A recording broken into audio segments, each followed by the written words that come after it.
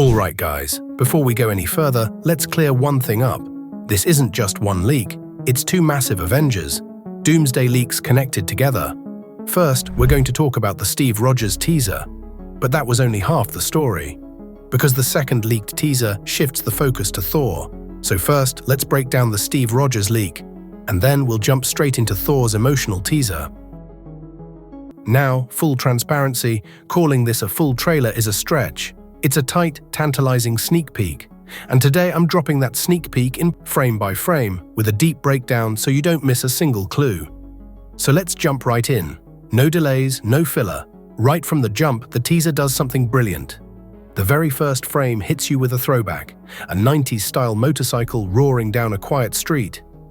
The sound design alone nails the nostalgia, and my heart skipped when that second frame rolled. The rider pulls off the helmet, and it's Steve Rogers. Yes, that's Steve Rogers, the one who walked into the past at the end of Avengers Endgame and chose a different life. The reveal lands like a gut punch. This isn't just a cameo tease, it's emotional resonance being put on screen. The third frame cuts to the house, the exact same farmhouse where Steve and Peggy danced in Endgame. The camera lingers on the porch, then moves inside, and that's where the teaser really gets personal. We see Steve gently placing his Captain America suit into a box. A quiet, symbolic retirement. The gesture tells us everything. The man who gave up a life has chosen to put the shield away. At least for now.